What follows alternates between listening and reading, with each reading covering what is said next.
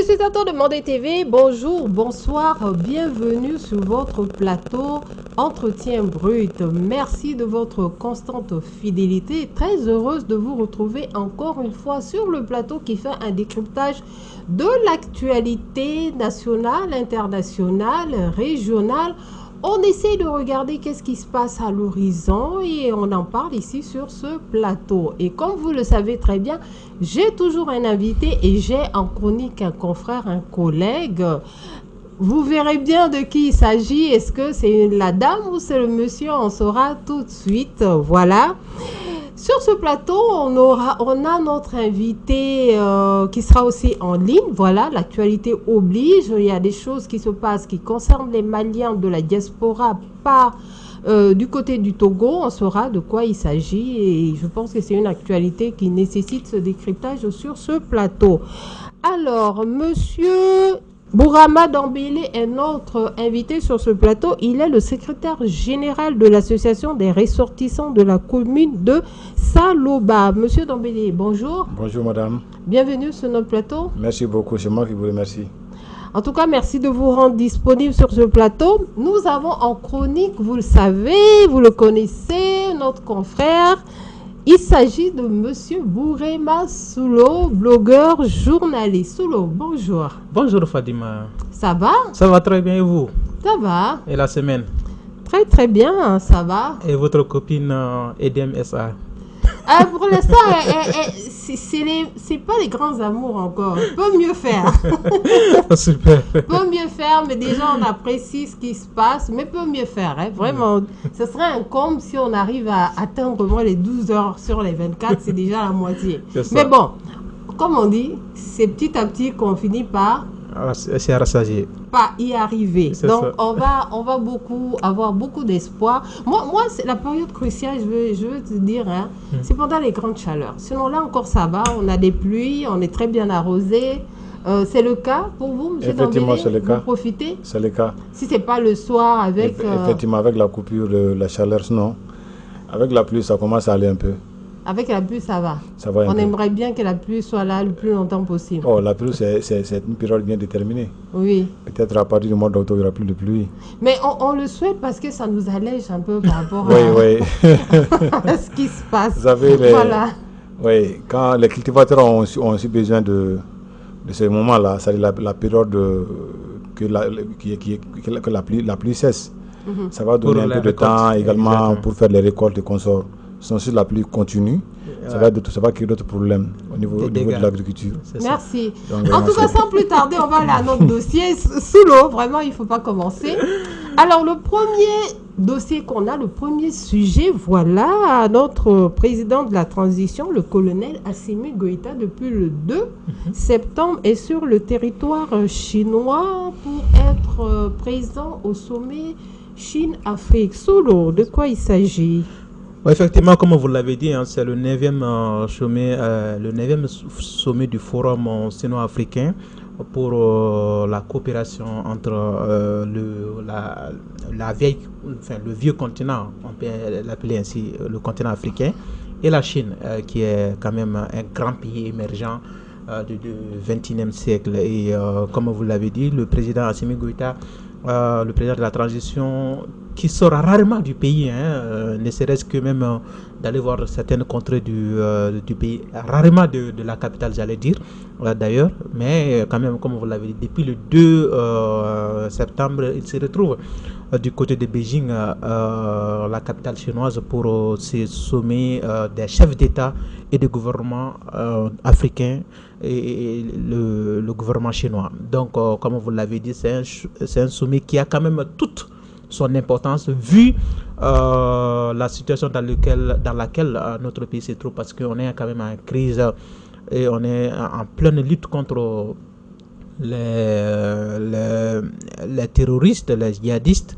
Et, dans la délégation, vous l'aurez remarqué, la présence du ministre de la Défense, le colonel Savio Kamara, qui est présent dans la délégation. Ce n'est pas anodin parce que ça signifie que lors de ce forum, le Mali va passer des accords. C'est déjà le cas depuis le 2 aujourd'hui, parce que le sommet proprement dit a débuté le 4. Mais avant, le président de la transition a rencontré beaucoup d'opérateurs économiques chinois, hommes d'affaires, des entreprises chinoises qui évoluent, que ce soit dans le numérique, comme Huawei, ou dans l'industrie militaire.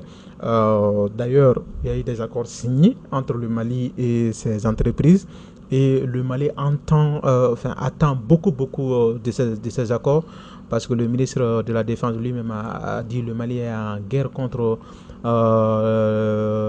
la nébuleuse qui gangrène notre pays depuis belle lurette. Et aujourd'hui, avec ces signatures, parce que le Mali quand même a déjà signé un accord cadre, on peut dire ainsi, entre le Mali et la Russie, donc qui nous fournit beaucoup d'armements. Et si aujourd'hui on arrive à avoir le soutien de la Chine, qui a quand même décidé, on va le rappeler à nos téléspectateurs, que le président chinois Xi Jinping a rehaussé, comme on peut dire, hausser ou rehausser le niveau de partenariat entre le Mali et la Chine à un niveau stratégique.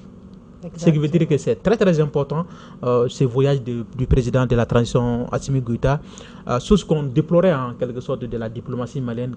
On disait à la diplomatie malienne, si souvent des portes vous ferment, on vous ferme des portes, il faut pousser d'autres portes qui peuvent soulager la souffrance des Maliens. Et aujourd'hui, avec ce voyage, on comprend bien l'anticipation du président de la transition, parce que quand on demande, si on demande certains Maliens, peut-être ils vont vous dire que pourquoi 2 jours avant le sommet, parce que quand même un voyage présidentiel, c'est quand même beaucoup d'argent que le pays dépense, mais en contrepartie, si on arrive à avoir des retombées positives, ça soulage.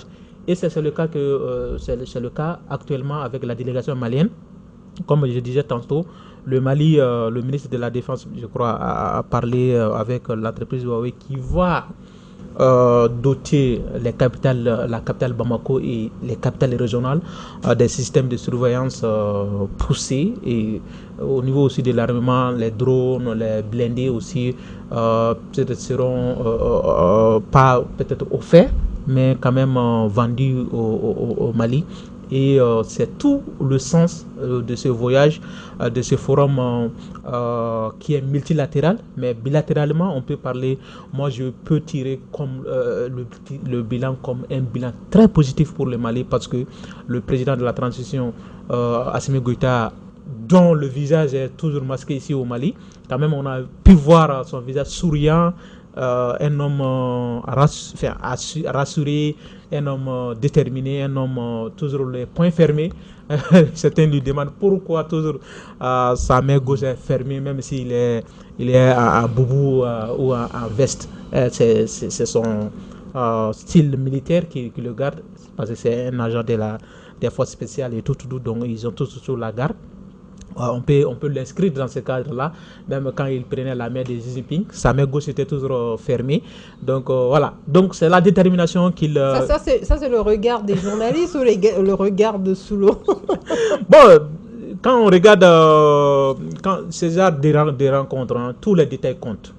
Ces genres de rencontres entre les puissants, entre les présidents, entre les chefs d'État, même les petits détails comptent. Et ces petits détails-là nous prouvent à suffisance, est-ce que les deux individus, les deux personnalités, est-ce qu'ils sont vraiment déterminés, ou est-ce que le degré d'implication qu'ils ont pour leur pays. Et quand on voit le président Assimi Goïta aller rencontrer des chefs d'entreprise, ce qu'il ne fera pas peut-être ici au Mali, là-bas il le fait, et c'est pour le pays. Et moi je trouve que les signatures de conventions de partenariat signées entre les entreprises chinoises qui sont très à pointe par rapport au Mali et l'État malien, je crois que c'est vraiment des rencontres fructueuses que le président Assimi et sa délégation ont initié et ont obtenu.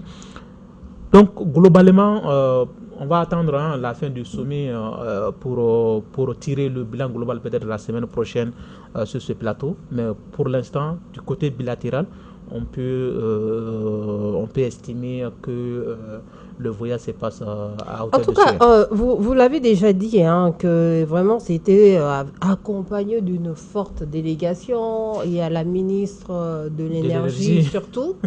Voilà, il fallait commencer par nommer la ministre de l'énergie, de la défense, de pas mal. Des affaires étrangères. On comprend, on sait que le ministre de l'Agriculture n'est pas sur place, mais l'agriculture compte quand même dans ce pays, le Mali. Il est ailleurs. Exactement. Mais est-ce qu'il n'aurait pas dû se faire représenter ailleurs et être dans cette délégation? Parce qu'on sait que la Chine aussi est très avancée en termes... Je crois que c'est stratégique. C'est stratégique du côté de... Parce que quand le président est là, c'est le premier gouvernant. C'est le premier ministre n'est pas là, par exemple. C'est le président qui est là. Donc, je crois que le président, parce qu'il a aussi des conseillers spéciaux sur chaque domaine, chaque secteur. Peut-être que je ne peux pas dire que ces conseillers peuvent jouer plus que le ministre, sinon on aurait supprimé le ministère. Mais quand même, ces conseillers aussi peuvent venir quand des retours, peuvent travailler avec le ministère, avec le cabinet du ministre, pour dire ce que sur ce domaine-là précis, ce qui a été discuté lors des échanges. Parce que, comme vous venez de le dire, le ministre lui-même, Daniel Simon Kelema, lui se trouve du côté de Kigali pour un autre forum sur les systèmes alimentaires africains. Et c'est un forum qui est aussi très important vu que, parce que c'est entre les Africains, c'est un sommet de partage d'expérience, mais aussi de lobbying, de deal room, comme on dit, il y a des deal rooms où on expose les systèmes que chaque pays utilise. Et le Mali, le ministre a lui-même dit, le Mali compte beaucoup tirer d'investisseurs, parce qu'on en a besoin aujourd'hui, d'investisseurs étrangers qui viennent investir parce qu'on a quand même des terrains arables au Mali ici qui sont... on est à plus d'1 million de kilomètres carrés et que sur le côté agriculture, le Mali traîne aujourd'hui. Peut-être que ce forum, la présence du ministre signifie beaucoup de choses parce que, comme on vous dit, l'année dernière, moi qui suis enfant des paysans, je sais, j'ai été au village pendant les récoltes. Ça n'a pas marché, les récoltes. Et nous, ici, dans la capitale, on a souffert toute la période sèche de la saison sèche. Parce que les parents, chaque fois que le mil finit, on vous dit, on n'a plus de quoi manger. Parce que l'hivernage n'a pas marché. Et aujourd'hui, on ne peut pas rester dans l'agriculture ancienne. Donc, c'est quand même... Le thème même de la rencontre là-bas, c'est innover. Et donc, innovation que peut-être le Mali peut tirer des leçons. Exactement. Et voilà. Donc, exactement. Et dont le Mali en a besoin. En tout cas, on va vraiment suivre ça de très près. Comme c'est que le début du sommet, on attend de voir les différents contrats ou des conventions qui vont être signés. C'est ça. On fera le bilan de ce sommet. Comment le Mali peut tirer son épingle du jeu de ce sommet. Je me permets quand même de vous demander, par rapport au sommet, vous, en tant que citoyen malien, vous attendez peut-être quoi par rapport au sommet à Chine-Afrique? Ok, c'est déjà quelque chose de très appréciable. Et étant donné, quand on voit l'historique d'abord, le Mali et la Chine, et je crois que c'est une coopération qui date de longue date. Et on a vu le président de la transition accompagné d'une forte délégation en dehors du ministre de la Défense, des ministres de l'énergie, ministre également des affaires étrangères. Il y aura d'autres des opérateurs économiques qui vont accompagner la délégation présidentielle. Peut-être que ça ne sera pas officiel. Et aussi vont faire des partenariats avec les opérateurs économiques chinois. Ça, c'est évident. Et c'est-à-dire, aujourd'hui, quand on voit le continent africain, la Chine est le premier pays et le premier pays partenaire commercial du continent africain. Je crois que d'après même des médias chinois, je crois que l'apport de la Chine en Afrique s'élève à 151 milliards de dollars, d'euros et d'investissement en Afrique. Donc, je crois que la Chine vient en première position. Quand vous prenez dans le domaine agroalimentaire, dans le domaine de l'électronique, etc., la Chine occupe une place très importante. Je crois que ce voyage-là, ce forum-là en Chine, je crois que c'est la bienvenue. Et je crois que les opérateurs, la délégation malienne va bien tirer profit de ce forum-là. En tout cas, les citoyens maliens attendent des gros contrats et un avantage colossal pour notre pays. Exactement. Le petit couac de ces genres de forums, parce que il y a Forum Afrique-Chine, Forum Afrique-France, Forum Afrique-Japon, Afrique-Russie. Bon, il y a beaucoup d'observateurs qui disent pourquoi un seul pays peut inviter tout un continent chez lui et individuellement les pays africains ne peuvent pas le faire. Donc à ce niveau on peut quand même vraiment se sentir un peu sous-estimé ou un peu rabaissé par les partenaires historiques, même s'il vient de dire aujourd'hui que la Chine est quand même l'un des partenaires stratégiques de l'Afrique, toute l'Afrique. Mais quand même la Chine, il y a un côté négatif aussi de cette Chine qui pollue en Afrique. La dernière fois, moi, j'ai regardé une vidéo tournée, on m'a dit que c'est dans le secteur de Mandé, des populations qui se sont levées pour aller chasser des Chinois qui polluaient leur environnement à travers l'exploitation minière. Donc, ils utilisent des trucs façon là que la terre est... Donc, tout n'est pas rose avec la Chine. Et nous, moi, perso, parmi mes attaques, cette question figure que le président de la transition interpelle les autorités chinoises par rapport à ce sujet-là. Parce que chaque fois, de temps en temps, on entend, même la dernière fois, il n'y a pas plus tard qu'une semaine, le gouvernement, je crois, un service du gouvernement communiquait la saisie des éléments, dont des éléments, enfin des matériels, dont ceux des Chinois. Donc, et dans Bafouabé, Mandé, comme je dis, Kangaba, les Chinois sont en train vraiment de détruire l'environnement, ce qui est très déplorable. Et que le président de la transition, si il pouvait dire un mot au président chinois, si on prend ces Chinois dans ces activités illégales, il n'y aura pas de tolérance, même si l'aspect diplomatie passe toujours devant. Quand même, on peut parler diplomatiquement. Je ne sais pas quel terme approprié à utiliser, mais quand même, il faut encadrer ce secteur-là au niveau dans notre pays et avec les Chinois. Sinon, demain ou après-demain, on aura un environnement très pollué où les populations vont vraiment souffrir. C'est l'occasion vraiment de pointer du doigt. On attend de décortiquer les différents contrats, les conventions. Est-ce que voilà, les médias doivent regarder tout ça? Est-ce que ce sont des partenariats qui sont sains au sein de l'environnement et tout? Parce qu'évidemment, ce que vous dites, ça interpelle. Ça interpelle. En tout cas, ce dossier, c'est affaire à suivre. On va en parler, on va faire un bilan de ce sommet la semaine prochaine, Inch'Allah. On passe à notre deuxième sujet dossier. Il s'agit d'une crise qui se passe à l'intérieur de notre pays, une crise sécuritaire, humanitaire.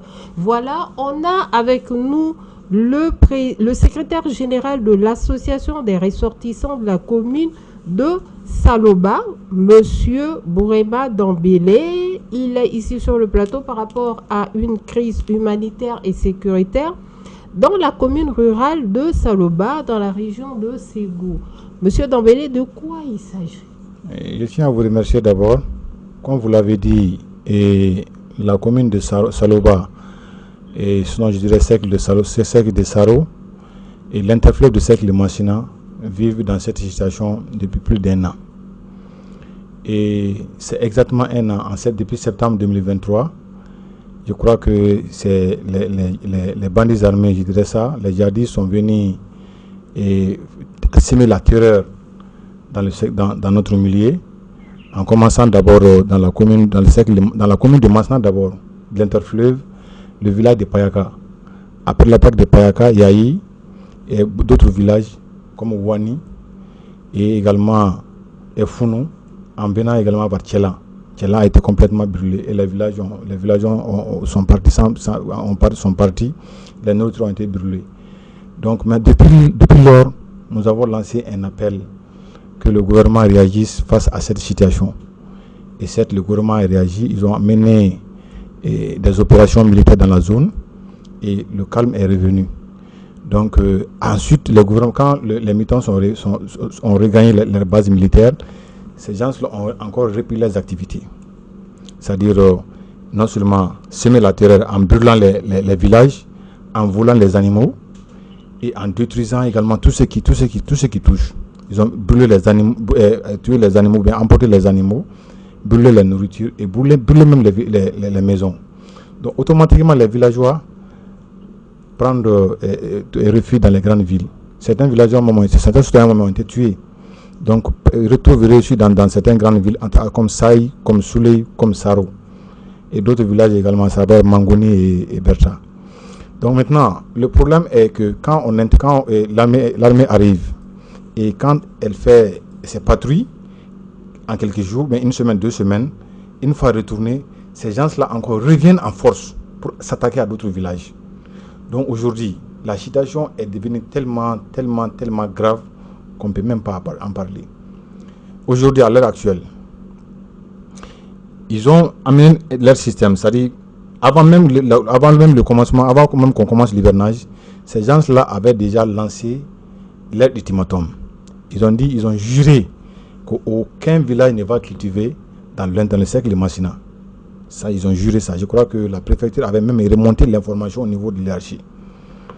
Donc, et ces menaces-là, ils l'ont mis à l'exécution car il y a plus de 80% des villageois qui n'ont pas pu cultiver cette année à cause de ces personnes-là. Plus de 80% des villageois n'ont pas pu cultiver.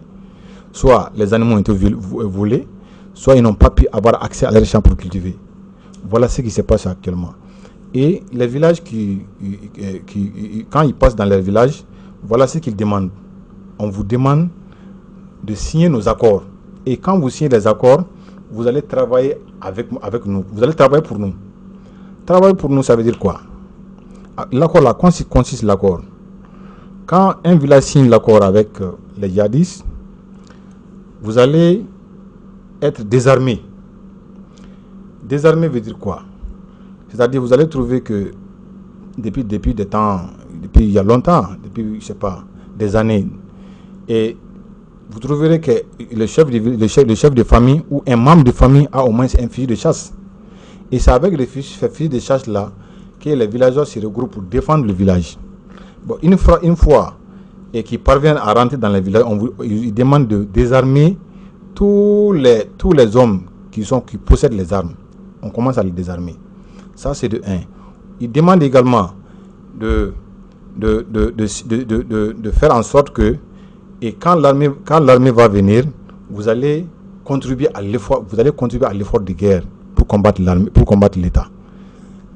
L'accord en tant que tel est contre l'État. Et ils veulent que les villageois contribuent à faire face à ça. C'est ça le problème. Non seulement vous contribuez comment? Vous allez donner la nourriture. Vous allez, en cas si l'armée revient, en cas si les terroristes n'arrivent pas à vaincre l'État, ils viendront prendre refuge chez vous. Souvent même, vous pouvez même fournir des hommes qui vont les donner des armes pour combattre l'État. Voilà, c'est ça le problème. Et en dehors de ça également, donc tout ce qui se passe, c'est-à-dire la charia et consorts, c'est eux qui vont l'appliquer. Donc ils deviennent maîtres maintenant des villages. Donc voilà pourquoi nous demandons à l'État d'intervenir très rapidement, sinon ça va être le plus pire. Aujourd'hui, quand vous prenez l'interfleuve, on a 4 communes, le cercle de Massina. Dans les 4 communes, on a Souley. Et la commune de Souley est composée de 10 villages. Et parmi ces 10 villages-là, 7 ont déjà signé l'accord avec ces gens-là. Il reste seulement 3. Vous prenez la commune de Saï. La commune de Saï, sur 27, il n'y a que seulement la ville de Saï qui n'a pas encore signé. Saï, vraiment, est resté déterminé face à ces gens-là. Vous prenez la commune de Saro, chez moi. C'est 45 villages, parce qu'en dehors des 45 villages, il y a aussi des hameaux. Donc, tous ces hameaux-là, on ne peut même pas plus parler des hameaux aujourd'hui. C'est disparu. Donc, sur 45, 14 ont déjà signé l'accord avec ces gens-là. Donc, leur stratégie, quand l'accord est signé, c'est-à-dire on coupe les activités commerciales avec les villages qui n'ont pas encore pris l'accord. le marché de Saro aujourd'hui, c'était le jeudi, sinon c'est demain. Donc, les villages qui se trouvent à l'alentour, un seul village n'est pas construit le marché est demandeur. C'est là qu'on achète les condiments, les consorts pour au moins suivre pendant la semaine. Maintenant, on interdit les villages de venir faire le marché à Saro, à Saï et à Souley. Parce que ce sont des grandes villes aujourd'hui qui n'ont pas encore cédé à leurs demandes. Donc, ces villages qui n'ont pas encore accepté leurs demandes subissent aujourd'hui des tirs de sommation. Souvent, ça rentre même en ville. Vous voyez un peu. D'accord. Monsieur Dambélé, merci beaucoup pour ces éclaircissements. On va essayer d'avancer. On a compris qu'il y a une terreur qui s'installe dans la zone. On essaie d'isoler certaines populations, surtout les populations qui sont un peu réfractaires. Voilà. Mais je vais laisser la parole à Soulo. Soulo, c'est un dossier quand même qu'on suit parce qu'on sait qu'au nord du Mali, au centre plutôt du Mali aussi, il y a de telles situations dans ces zones. Voilà. Oui.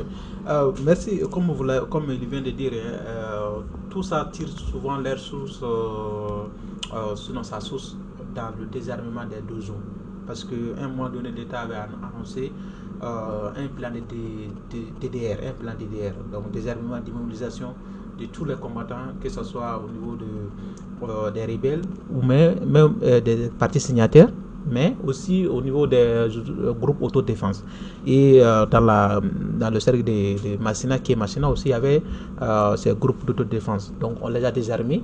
Et aujourd'hui, nous, par exemple, c'était le même processus dans le cercle, enfin, dans le centre à partir de Mopti, comment dirais-je, Dialassagou jusqu'à Banyangara, tout ça, l'État avait commencé il y avait même un camp de désarmement à Soufroulaye pour désarmer et faire cantonner les groupes de défense de là-bas pour les intégrer, ou même ceux qui veulent les retourner dans la vie civile, retournent dans la vie civile, mais ceux qui veulent les intégrer l'armée et intègrent l'armée avec des formations. Donc, ce qui est déplorable, c'est que très souvent, l'armée, l'État a la bonne volonté de faire bien les choses. Pour dire, l'État ne doit pas sous-traiter sa sécurité avec des groupes d'autodéfense. Mais sauf que en face des groupes d'autodéfense, ceux qui sont là-bas, l'État ne les contrôle pas. L'État ne les contrôle pas de un. De deux, c'est des gens qui n'ont ni foi ni loi. Ils n'ont pitié de rien. Ils peuvent tuer des femmes enceintes. Ils peuvent éventrer des femmes enceintes. Ils peuvent tuer, égorger, couper la tête des enfants. Ils peuvent tuer, égorger des vieilles personnes. On n'en parle même pas pour les hommes valides.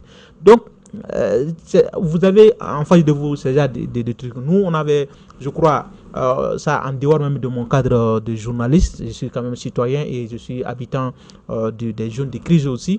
Donc, on avait fait des plaidoyers au niveau de l'État pour dire, au lieu d'isoler ou de voir les autodéfenses comme certes, il y en a qui sont comme dans toute corporation, hein, même chez les autodéfenses aussi, on a des éléments quand même qui ne jouent pas, ils sont radicaux, ils sont violents, même vis-à-vis des gens pour qui ils se disent ils les défendent. Donc ça, c'est dans tous les trucs. Donc l'État pouvait s'appuyer sur ces autodéfenses en créant peut-être une grande coordination des autodéfenses pour dire qu'il n'y ait pas d'ethnie dedans. Donc tous les autodéfenses des ethnies, on les mélange, on les envoie dans les contrées différentes pour dire, donc comme vous, c'est vous qui connaissez vos endroits, vous qui connaissez l'ennemi, parce que nous, l'armée très souvent ne connaît pas l'ennemi, vient comme il a dit en patrouille et répare.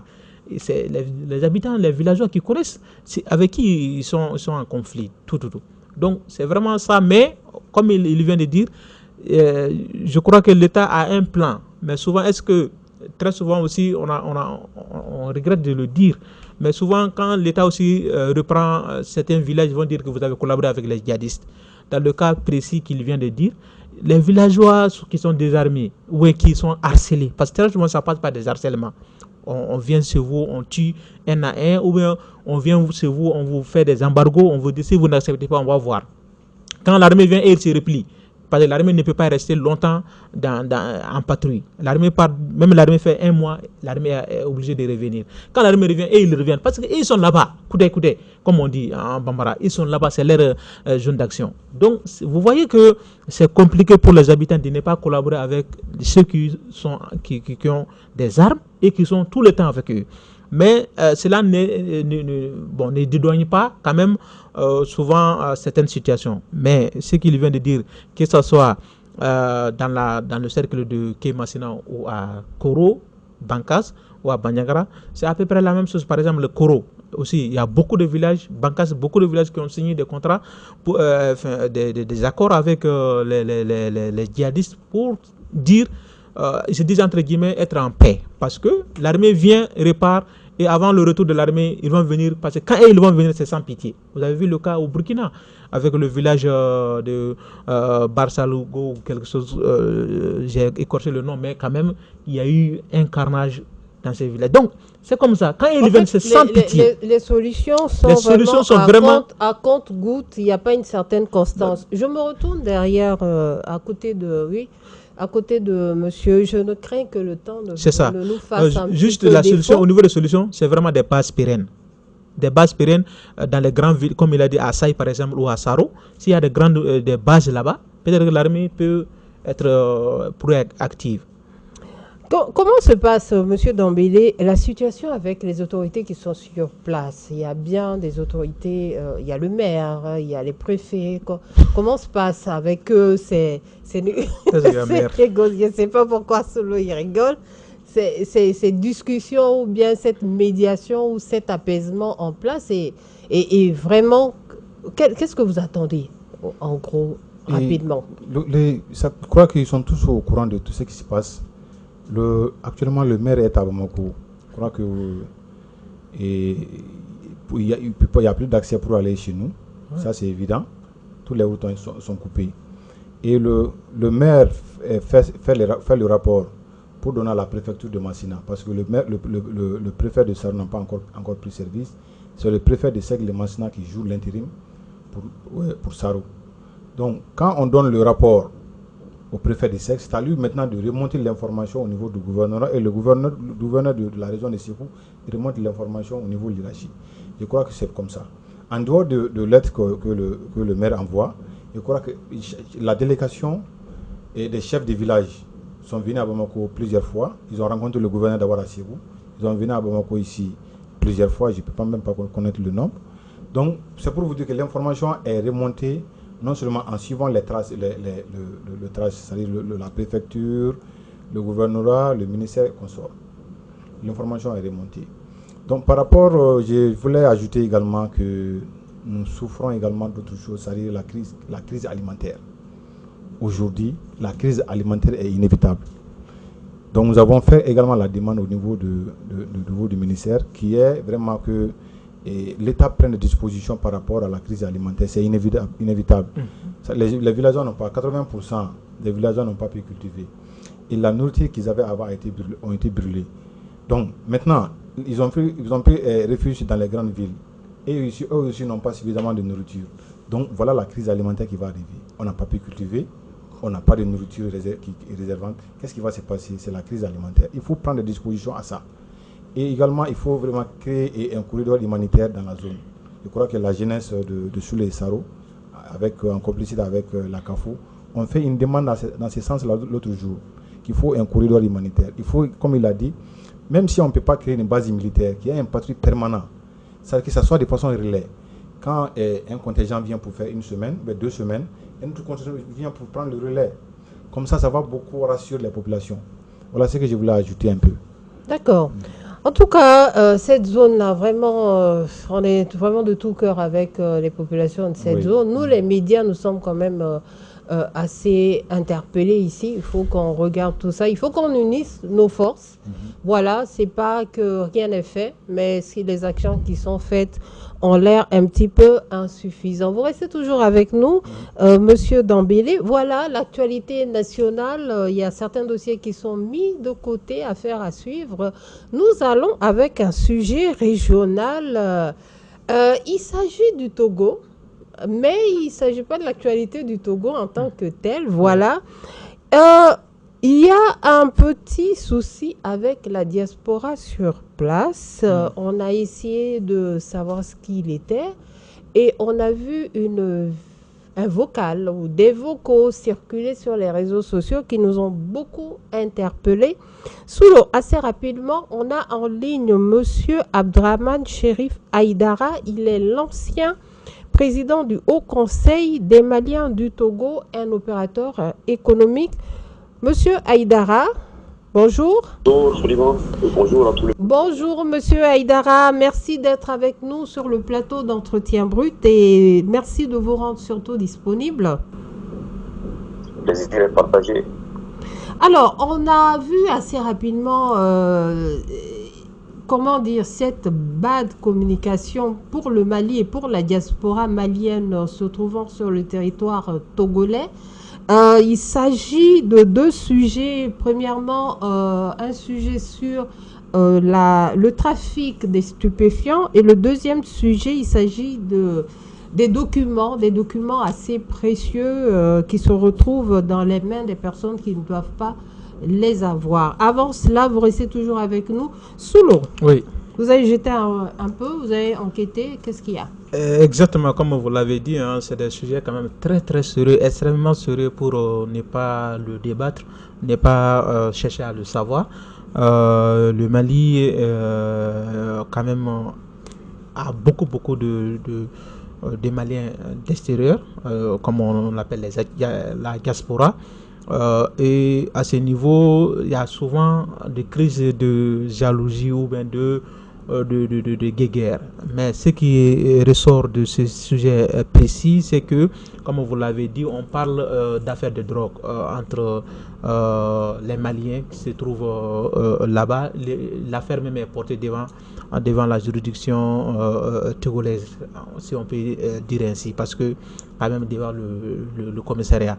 Et ce qui se passe là-bas, parce que quand même ils n'ont pas été condamnés et l'affaire est en instruction, on ne peut pas trop parler sur ça, mais les éléments qui nous reviennent nous font savoir quand même que il y a un Malien qui a détecté un colis suspect et que le colis s'avère que c'est de la drogue. Et il a confié, lui, à sa hiérarchie qui est, comme là-bas, qui peut être comme le président des Maliens du Togo, qui est quand même le Haut Conseil, le représentant du Haut Conseil des Maliens établi à l'extérieur.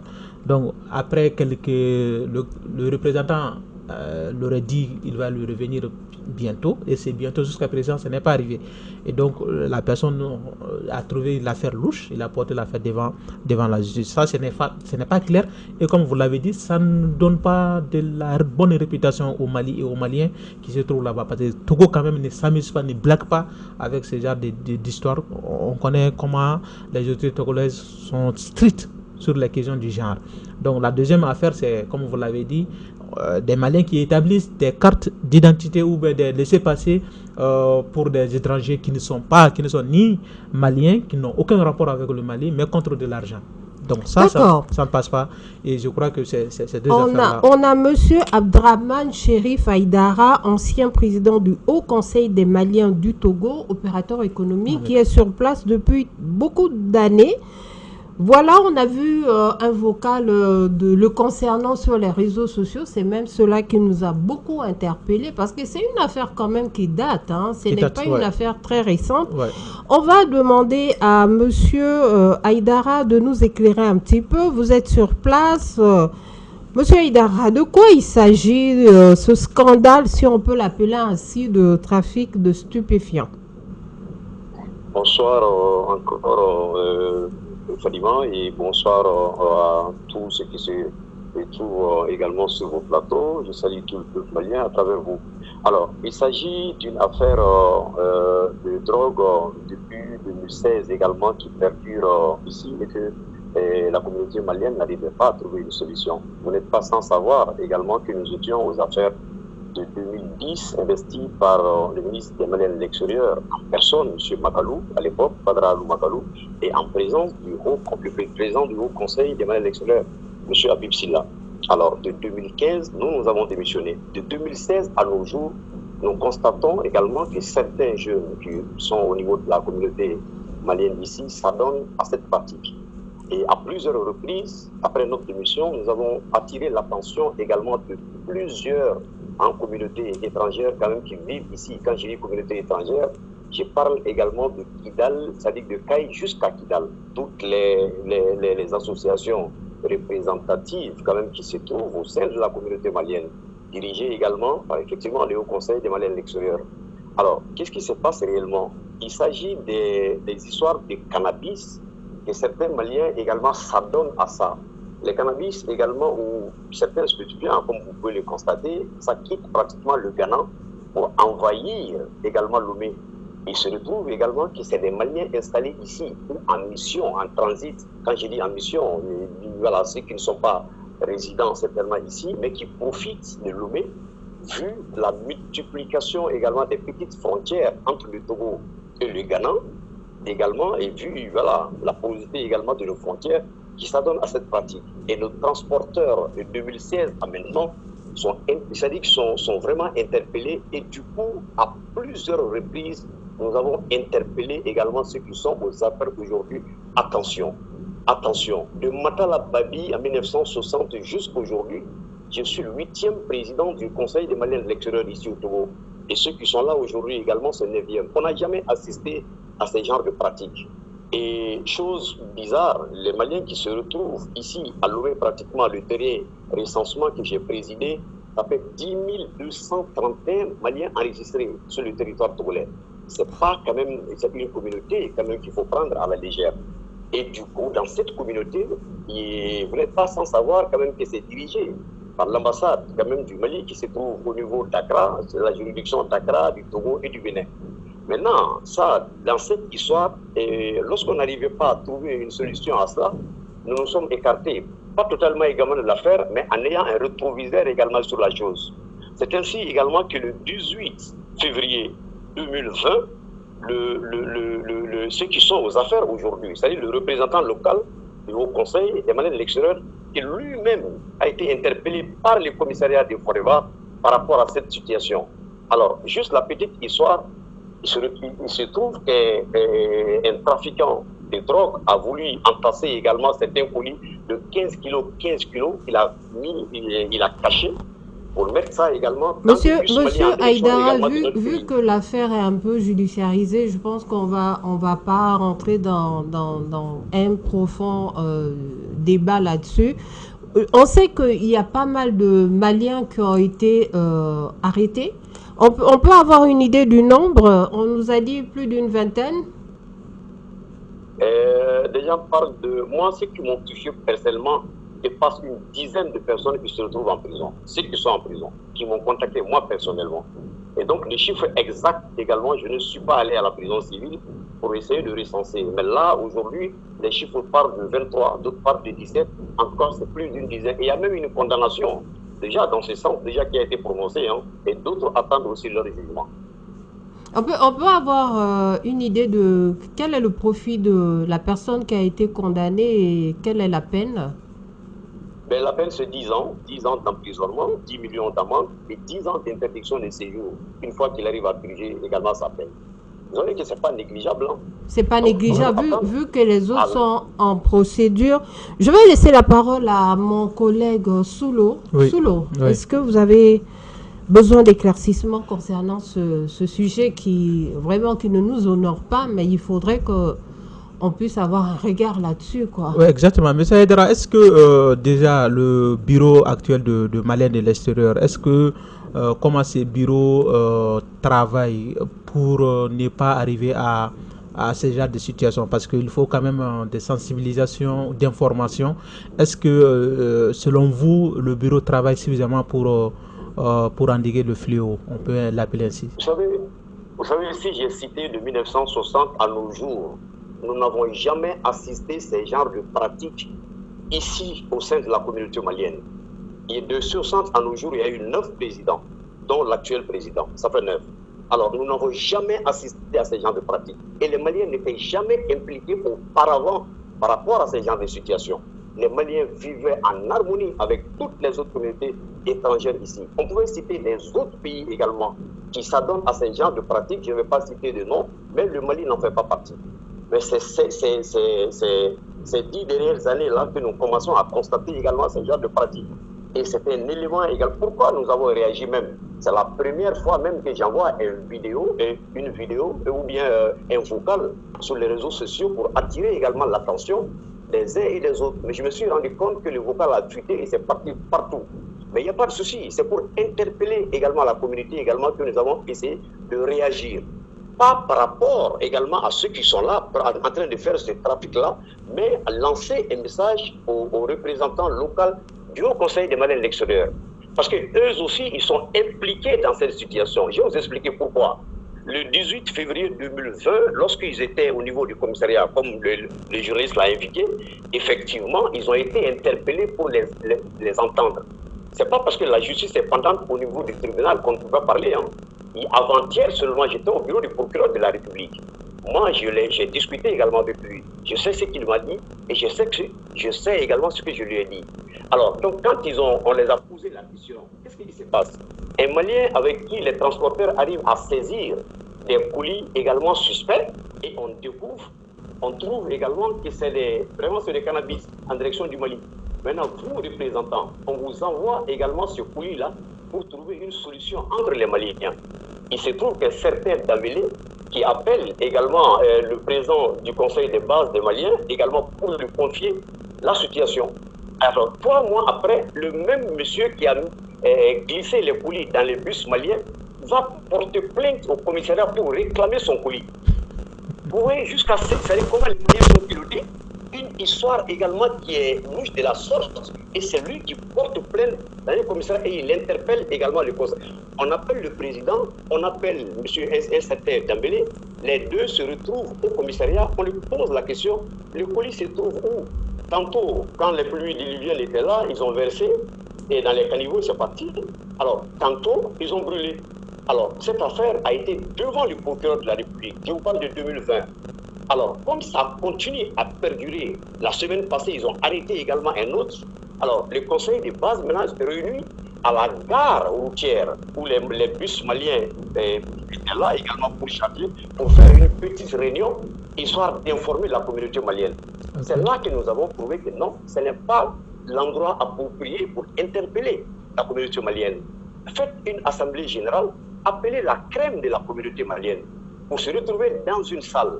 Le conseil des sages est là, le conseil national de la jeunesse est là, l'ambassade du Mali est là. Toutes les associations sont représentées ici. Les Soraï, les Bulles, les Bambara, tout le monde est représenté. Appelez tout le monde dans une salle et dites également ce qui se passe au sein de la communauté. Quelle est la solution que nous pouvons trouver et quels sont ceux qui sont impliqués dans cette affaire et ceux qui sont dedans. Quelles solutions nous pouvons les apporter également pour qu'ils puissent sortir. Parce que le nombre ne fait que grossir. Alors donc ça nous interpelle tous. On vous remercie. On voit bien que cette situation est très complexe. Effectivement, on entend cette interpellation ici au Mali. Sous ce scandale de trafic de stupéfiants, il y a aussi, lors de nos investigations, sous l'eau, on a pu remarquer une affaire de documents, de laissez-passer. Vous l'avez même souligné sur ce plateau. Monsieur Aïdara, c'est quoi cette affaire de laissez-passer qu'on n'arrive pas à bien saisir? Écoute, je vous remercie toujours honnêtement de vous intéresser des problèmes de la diaspora. Ça ne fait que nous réconforter et savoir également que ceux qui sont au Mali, également surtout vous les journalistes, vous pensez également à vos compatriotes. Je vous remercie beaucoup. Alors, cette histoire de laisser-passer, qu'est-ce qui se passe? Vous savez, il y a certaines associations également qui s'adonnent à ce genre de pratiques, alors que le laisser-passer est réservé uniquement à l'ambassadeur, c'est-à-dire à l'ambassade du Mali, où il y a un chargé consulaire qui lui, est autorisé également à établir soit un sauf-conduit, soit un laisser-passer. C'est-à-dire qu'on établit un laisser-passer avec un Malien également qui n'arrive pas, ou bien qui a perdu également tous ses documents administratifs, mais qui est en partance également pour son pays. Alors, l'ambassade est là pour lui délivrer un sauf-conduit. Mais le sauf-conduit ne l'emmène pas dans d'autres pays. Le laissez-passer ne peut pas l'amener dans d'autres pays. Le laissez-passer l'amène directement chez lui, dans son pays d'origine. Alors, mais force est de constater que le conseil des bases des Maliens du Togo s'adonne également à cette signature également de laissez-passer dont nous avons les preuves, on n'invente rien. Donner également à certaines personnes, même si c'est des Maliens, on pouvait peut-être comprendre. Mais nous assistons également qu'on donne à d'autres nationalités qui ne sont même pas des Africains. Alors, donc, qui seraient également carrément de l'autre côté. Et c'est même laissé passer également, ils peuvent profiter de ça pour avoir également d'autres documents administratifs, dont les passeports. Alors, donc, ça ternit l'image quand même de notre pays, qui ne nous pouvons jamais se taire là-dessus. Donc, c'est cette histoire également qui continue. Et là, de 2019, moi, j'ai des documents de 2019 où j'ai vu également ces signatures-là, c'est-à-dire où on a donné ça à une Syrienne. Et le Syrienne, par la suite également, a eu un passeport. Maintenant, elle a passé, où ces gens-là sont passés pour avoir ces documents précieux. Alors, ça devient de plus en plus inquiétant. Et tout le monde sait ce qui se passe également dans nos pays. Ce genre de situation, nous ne pouvons pas l'accepter, qu'on peut dire autre chose, mais ça ne passera pas. Et aujourd'hui, j'ai un numéro de 179. C'est-à-dire numéro 179. Ça veut dire laisser passer numéro 179 qu'on a établi. Alors, de 2019 à maintenant, combien de laissez-passer ont été signés où on a pris de l'argent avec des gens? Alors, la liste, personne ne peut le dire. En tout cas, c'est assez complexe. D'accord. Monsieur Aïdara, merci beaucoup. Je vais passer sous l'eau. Oui. On se permet et on tient à le dire à nos téléspectateurs qui nous regardent. Voilà, c'est vraiment un dossier, un sujet dont on a vraiment pris le temps d'investiguer, d'enquêter, d'avoir des documents. On le dit ici, on a des documents, des preuves palpables en notre possession pour pouvoir traiter de cette question. Allez-y. Exactement. Aujourd'hui, est-ce que M. Haidara, quand vous regardez ces profils, les gens qui ont reçu ces laissez-passer, ils vont où? Ils viennent au Mali ou bien ils vont dans d'autres pays? Parce qu'on le sait quand même, comme le Mali a signé de conventions avec plusieurs pays avec lesquels le Mali, les Maliens sont à l'aise côté administratif. Parce que dans certains pays comme le Maroc par exemple, le Mali n'en avait pas besoin de visa et tout.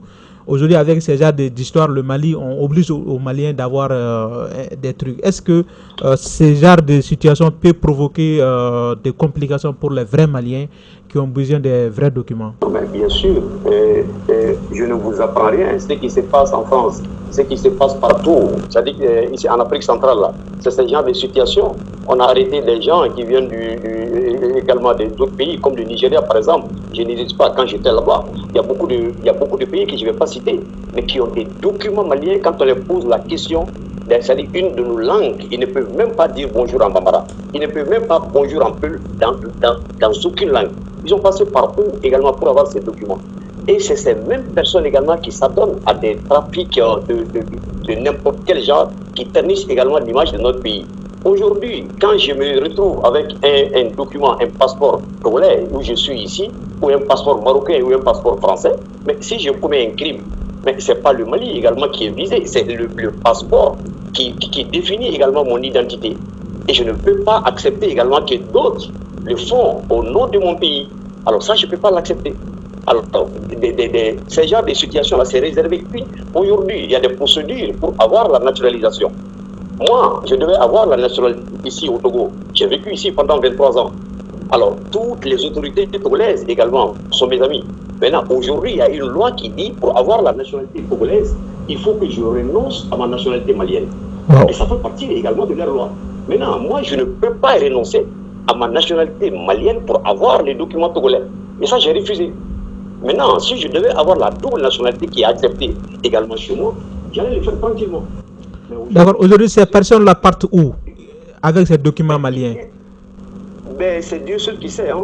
Quand on a un passeport, là, on peut aller partout. On peut aller partout. Mais il y a d'autres même qui sont en train de renouveler également leur passeport qui est périmé avec ces documents-là en même temps. Maintenant, moi, je connais ces gens de personnes et je sais que ce ne sont pas des Maliens. Ce ne sont pas des Maliens. Maintenant, ils viennent de la Syrie. Et s'ils viennent de la Syrie, les documents attestent, hein, et on ne peut pas l'accepter. Maintenant, vous allez fouiller. au niveau des services des passeports. Maintenant, ils n'ont pas passé par la voie légale ou au ministère des Affaires étrangères pour avoir ces documents précieux. Parce que je connais personnellement ces individus-là. Maintenant, ils se réclament de mon pays. Maintenant, vous pensez que quand je sais également leur attitude, leur manière de faire, alors ça, là, ça ne m'honore pas, ça n'honore pas mon pays. Je ne peux pas me perdre là-dessus, malheureusement. Monsieur Aïdara, merci beaucoup. Merci beaucoup de vraiment nous éclairer par rapport à ce dossier. Sous l'eau, on va essayer de regarder tout ça. Et surtout sensibiliser. Hein. C'est déjà la première des choses. C'est nous, les Maliens, qui devons prendre de très bonnes attitudes par rapport à ça. Monsieur Aïdara, votre mot de la fin pour clore cet entretien avec vous. Mon mot de la fin, c'est de vous remercier, de remercier également tout le peuple malien et de dire également que je suis en route également pour aller voir l'ambassadeur pour tout ce que je suis en train de vous expliquer là, lui montrer ça de vive voix et de voir une discussion également avec lui et de trouver la solution, ceux qui sont incarcérés, si nous pouvons avoir une solution et faire tout également pour que ces genres de pratiques également puissent s'arrêter et puis vous dire également que le pays nous manque.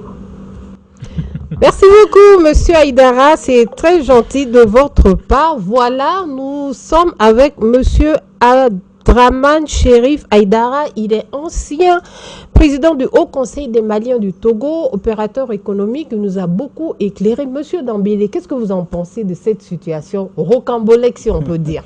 Bon, je ne connais pas trop le dossier, mais ce que je peux dire à nos compatriotes qui se trouvent au Togo, pas seulement je profite pour dire ceux qui sont en Côte d'Ivoire, Bénin, tant en Nigeria, il faut vraiment qu'ils respectent les lois et les règlements des pays d'accueil. Même le Mali, chez nous, au Mali ici, on ne peut pas accepter des situations pareilles. Vous avez parlé également des documents, les laissez-passer, délivrés de façon illégale, des gens qui se disent maliens. C'est grave.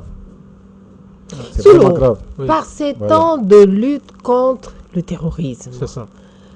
Des bandits organisés, des bandes organisées, la violence, même ce qui s'est sévi un petit peu dans vos zones, on l'a dit, ce plateau a largement parlé de ça. Est-ce qu'aujourd'hui le sésame, le document malien, ne doit pas être préservé plus que ça?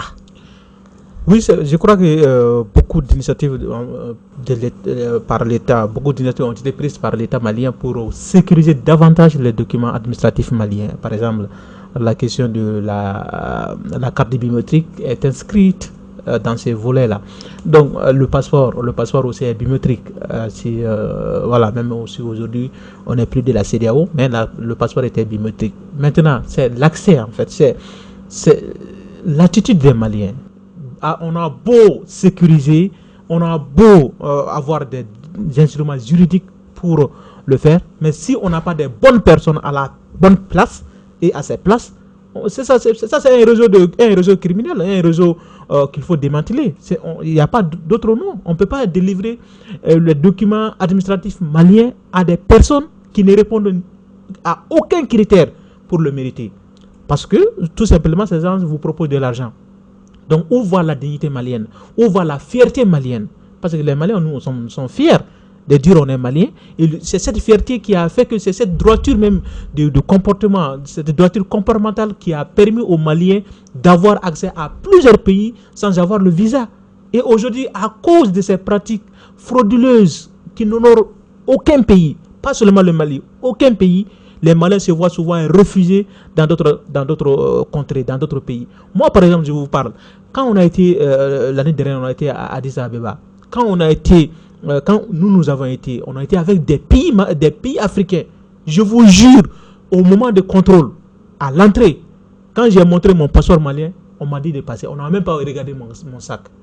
Parce que, tout simplement, on a une bonne réputation. Mais imagine que j'entre dans ce territoire et je commets avec ces passeports, ces documents maliens-là, un acte que ce pays prohibe, ces pays condamnent. Qu'on trouve, par exemple, un attentat ou attaque terroriste. Imagine, tous les Maliens seront vus comment?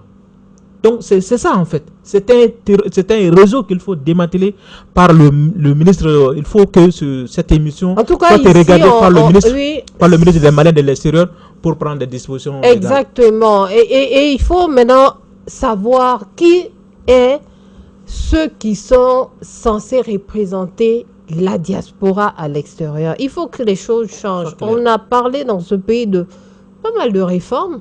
Donc il faut aussi avoir une politique de réforme extérieure des représentants des Maliens de cette diaspora-là. Il a dit, lui, quand il prenait la présidente du conseil de base du Togo, le ministre des Maliens de l'extérieur était là, l'ambassade était là. Donc ça ne peut pas être le président même du haut conseil des Maliens de l'extérieur était là. Donc ça ne peut pas passer au-delà de ça. C'est l'État qui est là, au sommet de l'État, que ces conseils-là ont été installés. Mais est-ce que c'est la bonne personne? Est-ce que ce sont des bonnes personnes? Souvent, on sait comment les élections se passent. C'est passé, par exemple, par des affinités ou par de l'argent. Donc, c'est ça aussi, ça. La caution morale, la probité morale compte. Donc, il faut faire vraiment des enquêtes sur la probité morale des personnes qui veulent représenter le pays. Vert, jaune, rouge, là, ce n'est vraiment pas un slogan. C'est vraiment l'identité du Mali. C'est vraiment ce que je dis, la fierté malienne qu'il faut préserver. Merci beaucoup, Soulo. Je pense que les messages sont assez clairs ici. En tout cas, on va suivre de très près tout ça. Nous sommes sur le plateau de Mandé TV avec M. Bourema Dambélé. Il est le secrétaire général de l'association des ressortissants de la commune de Soloba, qui aussi a eu à nous interpeller sur la crise humanitaire et sécuritaire qui se trouve dans la région de Ségou. Voilà, Monsieur Dambélé, merci beaucoup de votre disponibilité, de votre présence.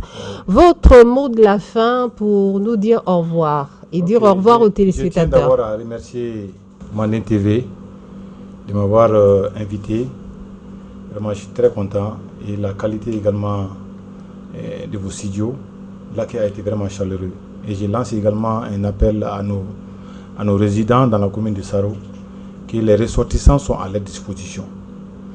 Que l'État, également, je peux dire que l'État ne va pas les abandonner. Inch'Allah. Inch'Allah. Merci beaucoup. Soulo, on se dit à la prochaine. À la prochaine et big up à la diaspora malienne, partout où elle se trouve. Et vous avez donné la fierté à Abdrahman Haïdara, voilà, qui voit que Mandé TV est là pour la diaspora malienne aussi. Exactement, on salue fortement la diaspora malienne qui nous regarde par le monde. On n'a pas lésiné de le dire sur ce plateau-là. Quand on a une situation qui les concerne, sur ce plateau, on tient à faire un décryptage pour pouvoir appuyer, à pouvoir avoir des pistes d'idées de solutions. Voilà. Téléspectateurs de Mandé TV, on arrive à la fin de notre entretien brut du jour. Voilà. J'espère qu'elle a été assez brute et limpide comme d'habitude. On se dit à la prochaine. Restez sur les ondes de Mandé TV ou allez sur nos pages YouTube, Facebook, Mandé TV, Reflet du Mali. On se dit à la prochaine.